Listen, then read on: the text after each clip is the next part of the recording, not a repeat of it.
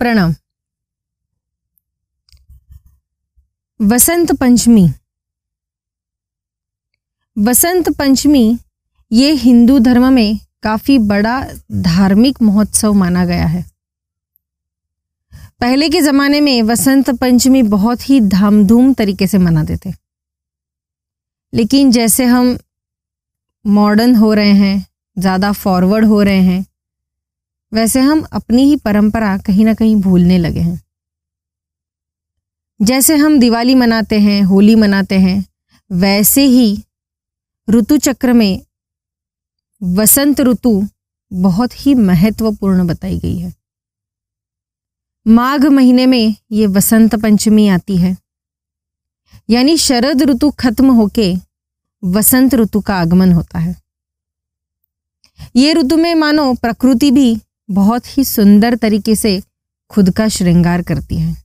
सिर्फ प्रकृति ही नहीं तो प्राणी मनुष्य मात्र भी बहुत ही सुंदर से अनुभव लेते हैं ये मौसम की। लेकिन प्रकृति एक अनोखे तरीके से हमें देखने को मिलती है, क्योंकि शरद ऋतु में पूरे वृक्ष के फूल या पुष्प या फिर उसकी पत्तियां सब मुरझा जाती है, गिर जाते हैं। लेकिन जैसे ही वसंत ऋतु आती है, हर एक वृक्ष को नए पत्ते आना शुरू होती है, मानो वे खुद ही अपने श्रृंगार के कार्य में जुड़ जाते हैं। तो ऐसे प्रकृति और मनुष्य ये दोनों के लिए वसंत ऋतु बहुत ही महत्वपूर्ण है। वैसे ही वसंत पंचमी ये त्योहार भी हिंदू धर्म में बहुत ही खास माना गया है, क्योंकि इसी दिन से 40वें दिन होली आती है। तो होली प्रज्वलित करने से पहले जो भी कार्य है वो सारे इन दिनों लोग इस कार्य में जुड़ जाते हैं। यानी वसंत पंचमी के दिन ही जहां होली हम प्रज्वलित करने वाले हैं, उस स्थान का पूजा करने का महत्व है। काफी गांव में आपको ये प्रथा देखने को मिलती है। होली से पहले और वसंत पंचमी के दिन से लोग होली में जलाए जाने वाली लकड़ियाँ, फिर होली के गीत गाना, ये सारी जो विविध परंपराएं हैं वो आपको गांव में देखने को मिलती हैं। संगीत, गायन, वादन, ये सारे क्षेत्रों में जो कार्य करते हैं उन्हें पता है वसंत पंचमी कितना महत्वपूर्ण है।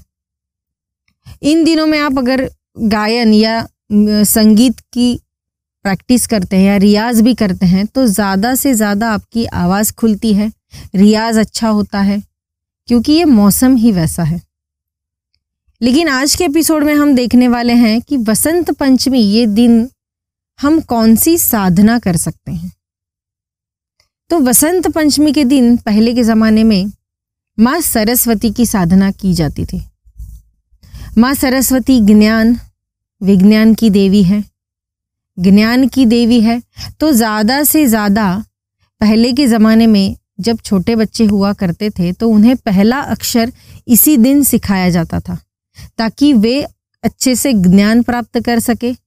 वे जब गुरुकुल में जाए तो गुरुकुल में अपने गुरु से अच्छा ज्ञान प्राप्त कर सके, अच्छी शिक्षा ले सके। तो ऐसे ही शिक्षा और ज्ञान की जो देवी है माँ सरस्वती, इसकी साधना हम वसंत पंचमी के दिन करेंगे। तो आप सभी, अभी 5 फरवरी को वसंत पंचमी का दिन है, तो उस दिन सुबह अगर आपके घर में छोटे बच्चे हैं या नहीं भी है तो आप खुद भी माँ सरस्वती की साधना कर सकती हैं। लेकिन अगर आप गए घर में छोटे बच्चे हैं तो उन्हें सरस्वती माँ की पूजन करने के लिए बोलिए, अच्छे से उन्हें स्नान करवाइए, पूजा कैसे करनी है वो बताइए, अच्छे से पुष्प अर्पण कीजिए। और हो सके तो उस दिन पीला मीठा चावल घर में बनाएं, यानी उसको मराठी में तो केसरी भात कहते हैं, लेकिन हिंदी में उसे मीठा भात कहते हैं, यानी मीठा चावल कहते हैं। तो वो चावल बना के उसमें अच्छे से लौंग डाल के, अच्छे से उसमें शुगर यानी शक्कर डाल के वो मीठा चावल बनाइए और माँ सरस्वती को उसका भोग चढ़ाइए। तो ऐसे वसंत पंचमी के दिन हम माँ सरस्वती की जो साधना करने वाले हैं उसमें हम मंत्र लेने वाले हैं जो बहुत ही अच्छे से हम उसका उच्चारण कर सकते हैं। वो मंत्र है ओम श्री सरस्वते नमः। वैसे तो सरस्वती माँ के काफ़ी मंत्र है, उनके काफ़ी स्तोत्र भी है, लेकिन ये बहुत ही अच्छा सा साधारण सा मंत्र है ओम श्री सरस्वते नमः। इस मंत्र का जितना आप उच्चारण करेंगे, जितना आप अध्ययन करेंगे, उतना माँ सरस्वती की कृपा आप पे बनी रहेगी। अगर आप अपने बच्चों को भी ये करने को बोलेंगे तो वे भी शिक्षा ले रहे हैं या फिर कुछ ज्ञान प्राप्त कर रहे हैं तो उसमें भी उन्हें सहायता मिलेगी। वैसे सिर्फ वसंत पंचमी के दिन ही नहीं, तो आपके घर में जो बच्चे हैं उन्हें रोज़ सरस्वती की साधना करने के लिए बोलिए, क्योंकि वो शिक्षा प्राप्त कर रहे हैं, कुछ अच्छी पढ़ाई कर रहे हैं, ज्ञान ले रहे हैं, तो माँ सरस्वती का आशीर्वाद होना उनके लिए बहुत ही बेहतर है। तो यही मंत्र की हमें साधना करनी है वसंत पंचमी के दिन। ओम श्री सरस्वत्यै नमः। तो सिर्फ सरस्वती माँ की ही नहीं, तो विष्णु की भी साधना वसंत पंचमी के दिन करते हैं। विष्णु और कामदेव, ये दोनों देवता की आप उस दिन पूजा कर सकते हैं। मेरे गुरुदेव नाथ संप्रदाय के हैं, इसीलिए हम हर साल जो नाथ संप्रदाय के लोग होते हैं वे वसंत पंचमी के दिन यहाँ एकत्रित होकर हम बहुत अच्छे से हवन करते हैं। तो उस दिन हम हवन सरस्वती देवी का करते हैं, भगवान विष्णु का करते हैं, गोरक्षनाथ का करते हैं। तो ऐसे अलग अलग देवता के मंत्र लेके हम यहाँ पे हवन करते हैं।